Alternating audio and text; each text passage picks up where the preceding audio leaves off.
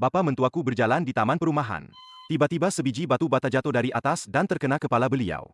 Satu keluarga ada 8 orang. Hanya aku yang keluar duit dan tenaga. Siang malam berjaga di hospital menjaganya. Kemudian bapa mentua keluar hospital. Tahu rumah lama kena robohkan untuk pemindahan.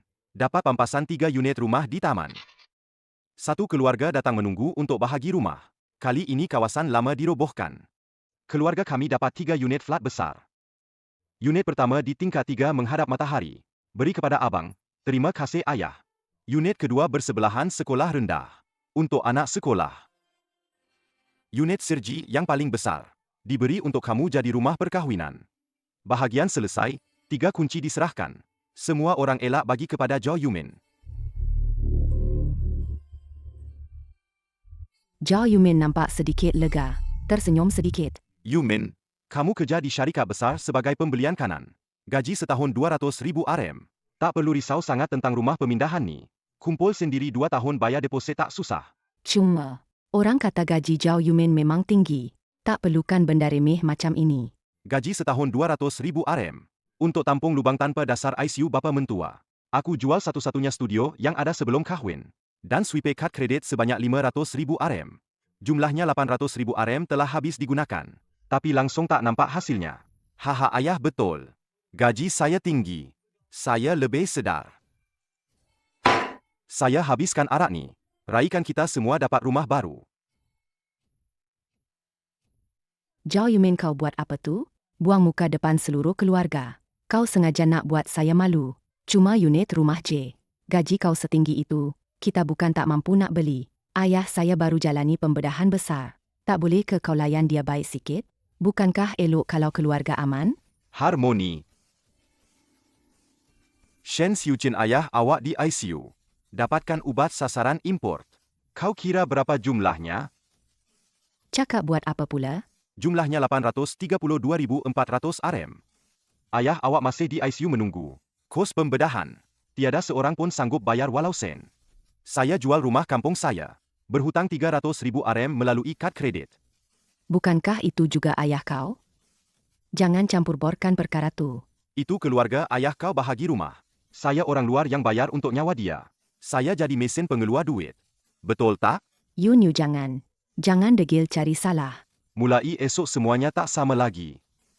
Jo Yumin, kau balik sini. Pukul 8 pagi, Provincial Second Hospital Kantor Bayaran. Nak urus apa?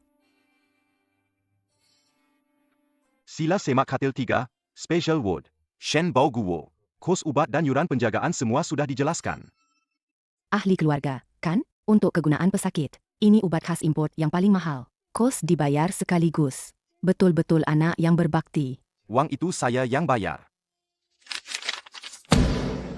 Saya satu-satunya yang menguruskan wang itu. Waktu itu, supaya keluarga Shen tak boleh rampas wang ubat. Dia simpan langkah itu khas. Tak sangka sekarang jadi senjata ampuh. Awak nak buat apa? Saya minta hentikan segera. Semua ubat import untuk Shen Bao Guo. Rawatan spesial juga batalkan semua. Apa? Hentikan ubat? Betul, ubatnya. Batalkan sekarang juga. Jangan beri satu suntikan pun lagi.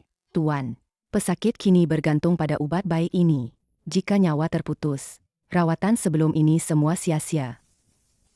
Awak dah bincang dengan ahli keluarga lain? Wang itu milik saya. Saya yang tentukan. Baki wang akan dijelaskan. Dikembalikan ke asal. Tapi penggunaan ubat pesakit. Hari ini semuanya putus hubungan terus. Fikir baik-baik. Jo Yumin pantas menandatangan.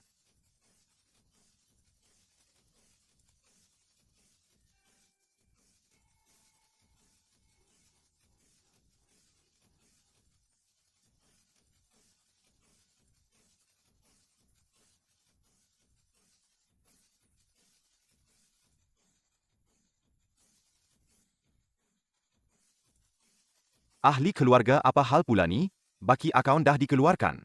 Cepat bayar balik 800,000 RM. Kalau tak, bersedia untuk keluar hospital. Siapa bangsat yang bungkus duit tu? Ayah kita hampir tak tertahan. Cepat lapor polis. Kumpulan keluarga Shen terus gila sebab duit hilang. Mereka mula menghina tanpa henti.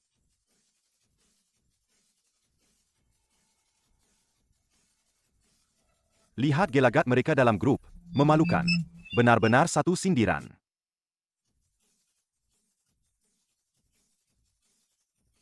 Zhao Yumin, kau gila ke? Kenapa kau berani hentikan ubat ayah aku? Kau sengaja nak dia mati ke? Zhang Han.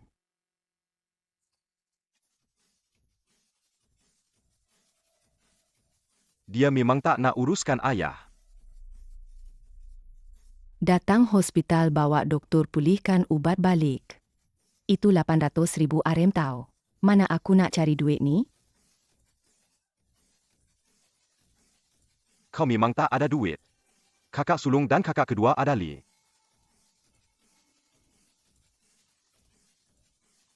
Semalam masa bahagikan rumah, kamu semua tak kedekut lagi kan?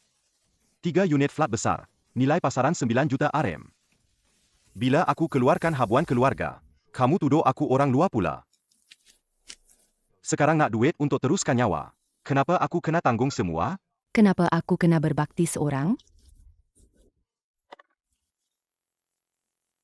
Pergi pecahkan pintu rumah kakak sulung kau. Suruh mereka jual rumah. Baliklah cari duit sendiri. Kalau tidak tunggu mayat balik.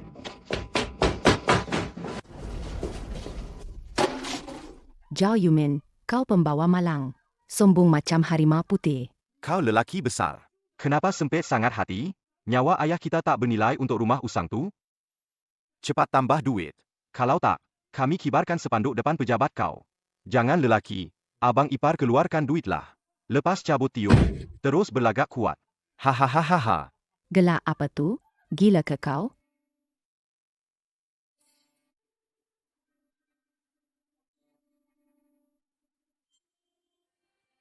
Kau nak kira dengan aku? Kalau nak kira, sekali saja kita setel. Flat besar yang 3 juta RM. Kau ambil kunci. 800,000 RM kau bayar. 300,000 RM tak keterlaluan kan? Rumah zon sekolah abang ipar nombor 23 juta RM. Kau keluar 200,000 RM. Tiba-tiba jadi pengiraan yang memalukan. Sergi, rumah kahwin yang bersatu. Kau nak jual ke tak?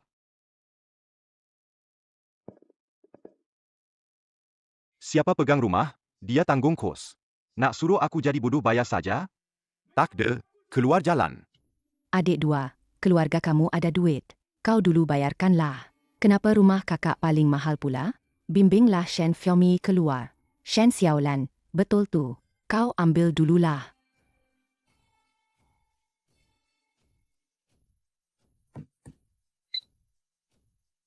Dengar tak?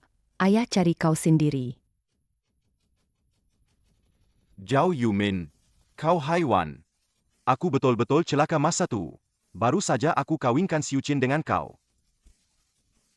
Kau terus datang ke hospital sekarang. Terus sambung ubat import ayah aku. Shen Baoguo langsung tak faham keadaannya. Dia dah tak jumpa langsung 1J. Kebimbangan dulu dan ketakutan yang mendalam. Dia ingat dia masih ketua keluarga yang kata 100 kali tak berubah. Inginkan Zhao Yumin masih jadi sasaran untuk dipukul dan dimarahi. Pak Shen, kau silap faham beberapa perkara. Suara Zhao Yumin tak kuat. Tapi tiap patah kata menusuk jiwa. Pertama, aku bukan anakmu. Aku tak berhutang nyawa pada kau. Kedua, aku tak perlukan rumah usang tu. Ketiga, anak perempuan baik kau. Dan menantu baik tu sibuk jaga diri masing-masing. Tiada siapa sanggup keluarkan wang untuk kau. Di talian, bunyi batuk tua kuat kedengaran. Macam kotak angin rosak. Kau berani cakap macam tu dengan aku? Berani cakap macam tu? Cukup sampai di sini. Pergi jumpa anak perempuan dan menantu tu.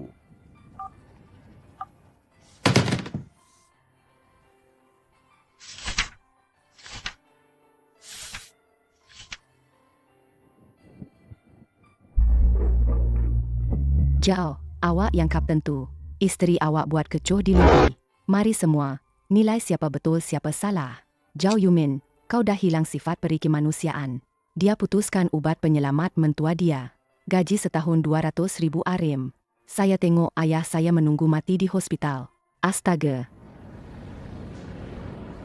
Skim rancangan licik mereka. Suruh Zhao Yumin berlagak tiwas. Bongkok, keluarkan duit. Yumin, tolonglah. Serahkan duit itu saja. Kalau kamu tak bagi, Saya takkan pergi. Biarkan kamu tak ada muka nak kerja di sini. Ketua Jang itu perempuan. Mengganggu urusan pejabat. Panggil beberapa orang, tolak dia keluar. Kalau tak pergi, laporkan pada pegawai keselamatan. Tangani sebagai cari gaduh. Jo Yumin, berani kamu buat macam ni pada saya?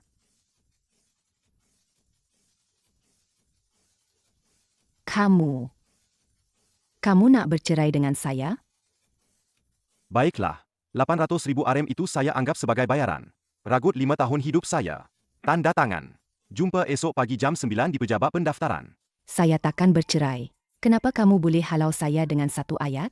Ayah saya masih terlantar di hospital. Kalau kamu minta bercerai sekarang, kamu paksa keluarga kami ke lembah maut. Itu jalan buntu yang kamu pilih sendiri. Yumin, tolonglah saya. Saya salah. Mulai sekarang saya akan ikut semua arahan kamu. Saya suruh ayah pulangkan rumah tu. Boleh tak? Bawa pergi bayar bel saja. Jangan bagi saya nampak muka kau lagi.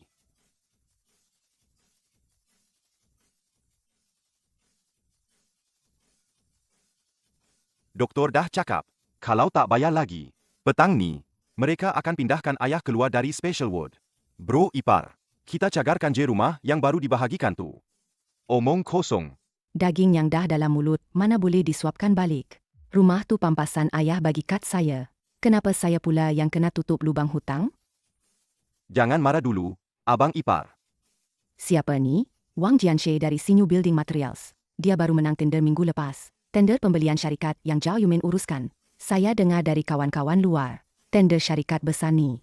Banyak yang ambil komisin belakang tabir. Zhao Yumin cuma gaji tahunan 200,000 RM. Macam mana dia boleh tak berkedip? Boleh keluarkan 800,000 RM.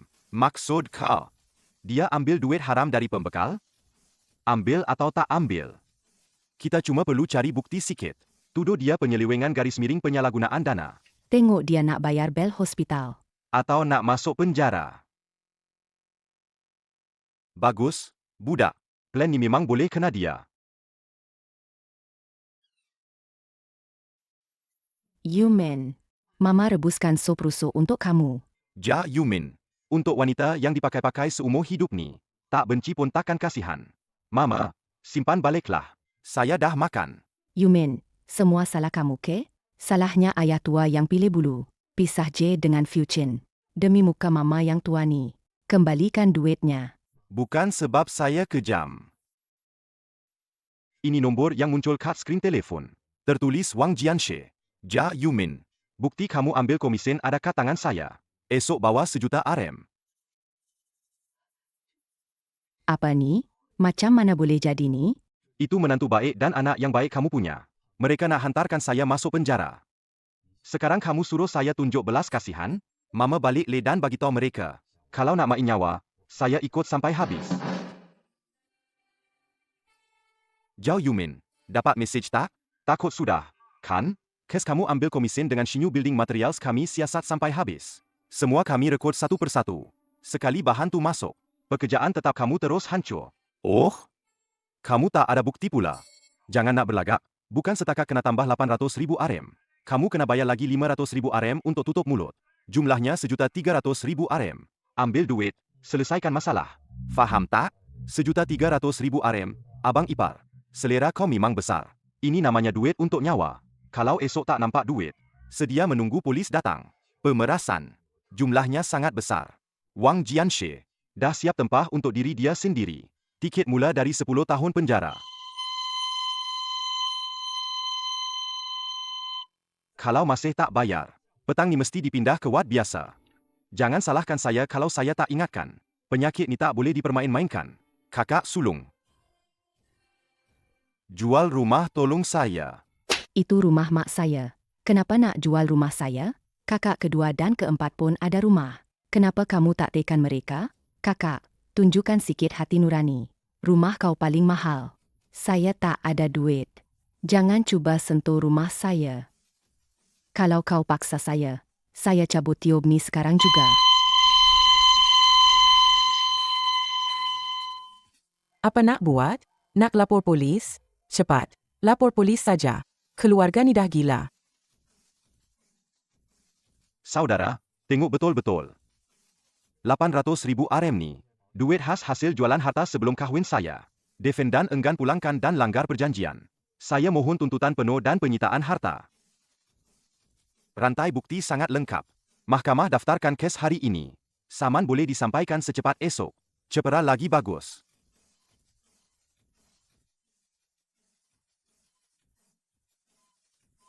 RM800,000, dia suruh kami sekeluarga bayar RM800,000. Dia ingat saya cuma merajuk. Tak sangka. Saya betul-betul nak bongkarkan semua aib keluarga Shen.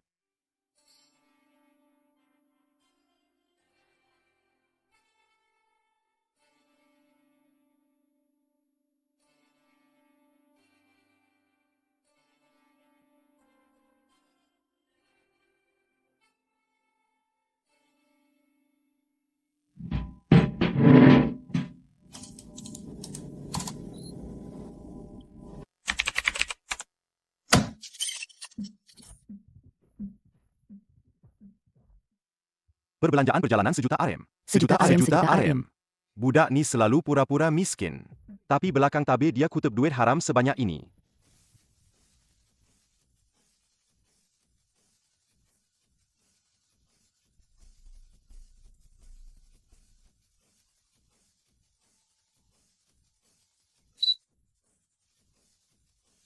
Dia langsung tak tahu. Ada lubang jarum dalam lubang pengudaraan. Kamera tersembunyi pantau setiap gerak-geri dia. Rakaman terus dipindahkan ke cloud, 100 isiap. Jam 2 petang. Dua abang adik keluarga Shen di kedai teh. Datang jumpa Zhao Yumin. Konfrontasi dan rundingan mula. Cakaplah, ada apa dengan saya?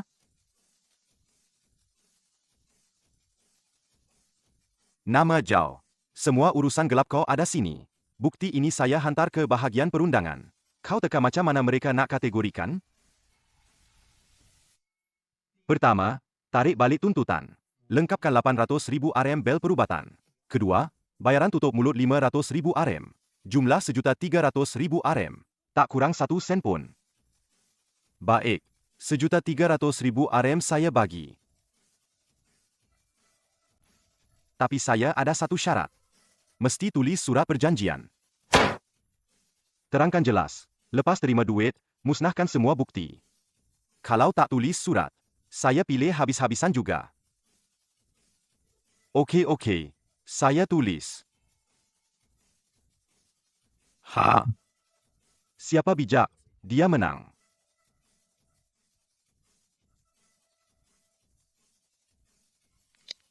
Tulis ayat teras kes pemerasan. Duit dah masuk. Besar-besar tu semua diambil abang ipar. Saya cuma dapat secukup sop. Macam ni tak boleh.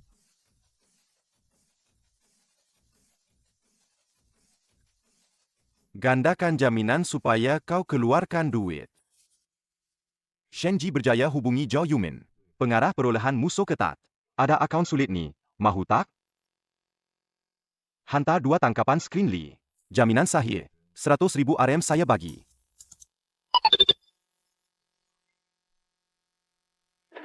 Bukti-bukti ini dikumpulkan. Jadi bukti kukuh penyalahgunaan rahsia dagangan. Plaintiff Zhao Yumin menuntut defendan Shen Xiuqin. Kes perceraian dibuka secara rasmi. Yumin, saya silap. Saya benar-benar sedar kesalahan saya. Tolong jangan bercerai. Saya akan dapatkan kembali rumah itu. Boleh kita hidup aman sekali lagi? Wang Jianxie tanpa suara memberi amaran pada Zhao Yumin. Cepat tarik balik tuntutan.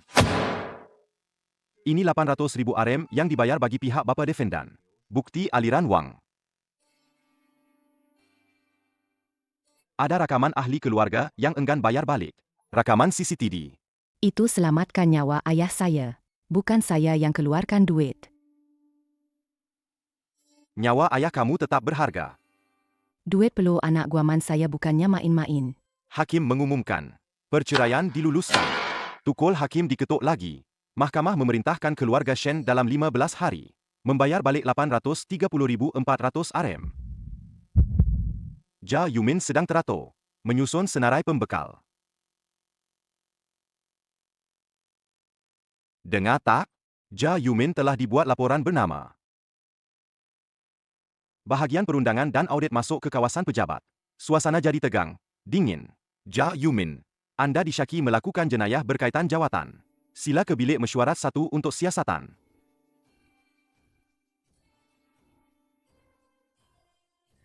Baguslah. Saya pun ada perkara nak laporkan. Abang ipar, ingat rakam video nanti. Nanti tengok dia ditangkap. Beginilah nasib kalau tak bagi duit. Ini satu penilaian forensik dari Pusat Pengesahan Sijil Notari Pemeliharaan Data Elektronik. Semua data adalah umpan palsu untuk ujian. Chang Jiang. Semuanya saya palsukan dengan data ujian peribadi. Semuanya saya palsukan dengan data ujian peribadi. Ini cuma umpan yang saya pasang. Jia Yumin sebenarnya ingin menangkap dalang pemerasan yang sebenar. Seterusnya, skrin video beralih. Rakaman CCTV definisi tinggi mula ditayangkan. Menunjukkan proses menyalin fail dan bergambar. Sebuah rakaman yang sangat jelas. Direkam melalui telefon dan di kedai teh. Mendedahkan sikap mereka yang angkuh. Serta tuntutan wang tutup mulut berjumlah Rm1.300.000.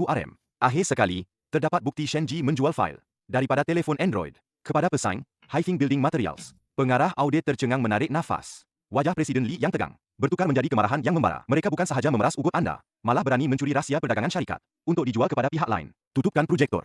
Saya sudah awal lagi membuat aduan polis. Baru sahaja suara itu berhenti. Dari tingkat bawah, bunyi siren polis yang amat bingit terdengar. Sebuah kereta polis berkelip merah biru berhenti mengejut di hadapan pintu pejabat. Di koridor, Wang Jianxie masa bermimpi manis tentang wang tersebut. Pegawai ketua pasukan menunjuan waran tangkap. Suaranya dingin dan tegas. Wang Jianxie dan Shen Ji, kamu disyaki terlibat dalam jenayah pemerasan, jenayah ceroboh masuk rumah tanpa izin, serta pencurian rahsia perniagaan syarikat. Oleh kerana jumlah yang terlibat sehingga Rm1.300.000, ia dianggap amat besar. Sekarang, kami akan menahan kamu secara reman mengikut undang-undang.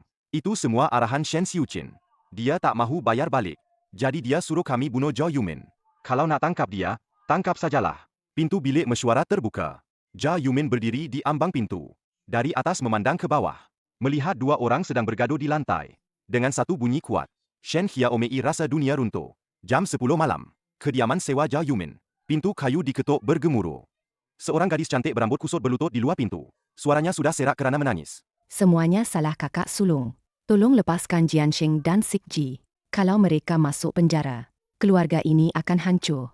Pintu tidak dibuka. Hanya suara dingin Jia Yumin terdengar melalui papan kayu nipis.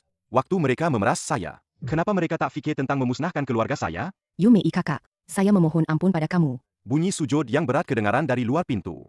Jia Yumin membuka celah pintu, menatap dia dengan dingin dari atas. Asalkan kamu tanda tangan surat pengampunan, saya akan bayar balik kos perubatan anda serta-merta. Sudah terlambat. Jumlah pemerasan melebihi Rm500.000. Ia dikira sebagai jumlah yang amat besar. Minimum penjara 10 tahun. Kaki Shen Xiaomei terus lemah serta-merta. Badannya terkulai di lantai simen, seolah tiada tulang. Pandangan Jia Yumin langsung tidak menunjukkan belas kasihan. Dia sambung baca penghakiman itu. Mereka juga menjual data palsu syarikat kepada pesaing perniagaan. Ini dikira kesalahan mendedahkan rahsia perniagaan. Kena tambah hukuman lagi. Ini bukan soal maafkan atau tidak lagi. Ini kes pendakwaan awam.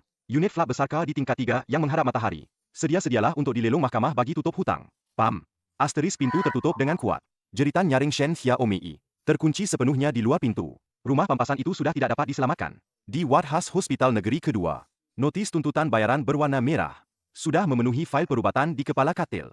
Menantu lelaki sulung dan anak lelaki bongsu sudah masuk penjara. Anak perempuan sulung sibuk jual rumah cari yuran peguam. Anak perempuan kedua langsung tunjuk muka, buat tak tahu. Keluarga Shen yang dulu amat berjaya, kini sudah porak-poranda. Tiada siapa peduli hidup atau mati Shen Baoguo lagi. Ketua jururawat melangkah masuk. Dengan muka selamba, dia beri notis terakhir. Ada keluarga pesakit di sini, oleh sebab tunggakan bayaran yang lama. Hari ini mesti dipindahkan dari wad khas ini. Shen Xiuqin mata merah, menyorong ke penjuru dinding. Tak berani buat bunyi langsung. Dalam ikannya tinggal cuma Rm1.000. Sekalipun dia tak dapat keluarkan wang. Beberapa orang penjaga datang mendekat. Gerakan mereka pantas. Mereka cabut alat pemantau import yang mahal. Menanggalkan Shen Baoguo bersama tubuhnya dan selimutnya. Diangkat ke atas sebuah tilam pengangkut yang berdecit. Shen Baoguo nyawa bagai di hujung tali. Seluruh badan menggigil. Dulu dia ketua yang berkuasa di jamuan pembahagian bilik hotel negeri. Kata dia jadi hukum. Tak boleh bantah. Sekarang dia macam kain lap lusuh. Didorong lalu koridor yang panjang. Dibaringkan dengan bunyi gedegak di hujung koridor. Bilik itu, satu wad besar biasa yang padat dengan 8 pesakit. Bau campuran peluh, bau air kencing dan pewangi pembasmi kuman murah menghentam hidung. Di katil sebelah, seorang datuk sedang merintih kesakitan. Batuk berdarah. Tiada bilik single. Tiada penjaga peribadi. Tiada ubat import. Hanya satu mentol kuning malap. Menyilakan sampai pening.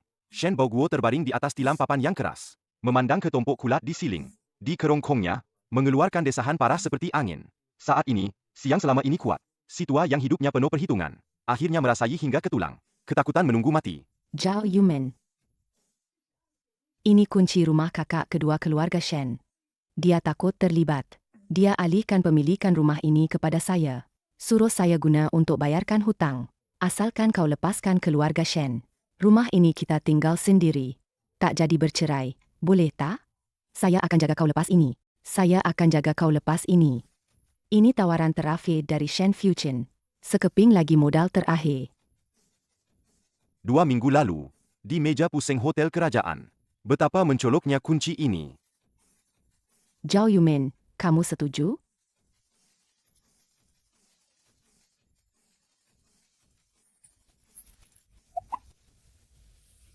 Rumah Zhao Yumin itu bernilai 3 juta RM. Kau sanggup buang kunci itu daripada pertahankan keluarga ini?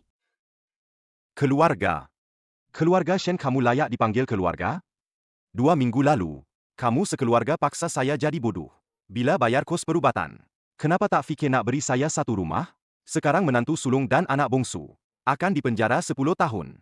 Shen Baoguo terbaring di dorm besar menunggu maut. Kakak kedua kamu takut terlibat. Aku serahkan benda panas nikat kau. Kau ingat ni satu kurnia? Aku tak ambil sampah. Tengok betul-betul.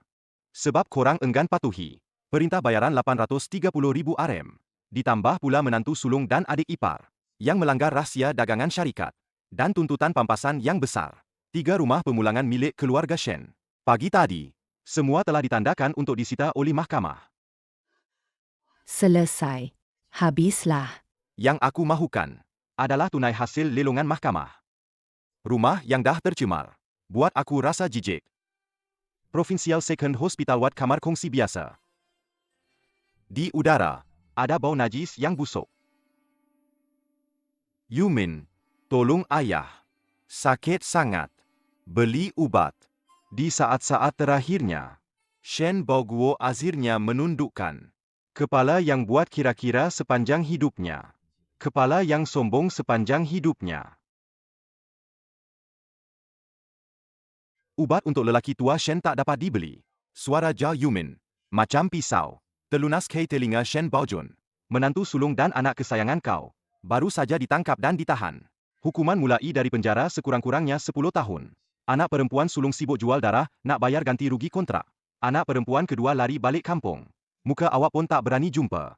Anak ketiga yang paling awak sayang tu tadi mengesot depan mahkamah minta saya jangan tuntut 800,000 RM tu.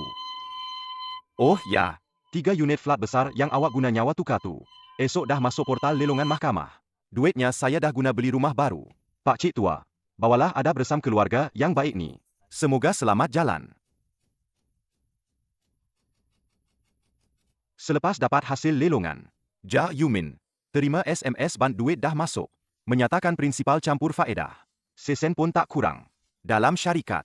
Sebab Zhao Yumin dalam kes penyalahgunaan dana dan fitnah ini telah tunjukkan kesedaran pematuhan yang amat ketat dan logik kontra-inteligen yang mantap. Bukan saja bersihkan syakwa sangka, malah tolong syarikat.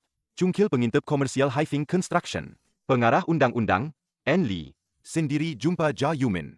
Jawatan timbalan pengarah unit perolehan dah jadi miliknya. Gaji tahunan pun berganda. Ci Manji Dong Lin Ren Lai Ci. Hutang lapuk lama semua dah selesai. Hari-hari baik Zhao Yumin baru saja bermula.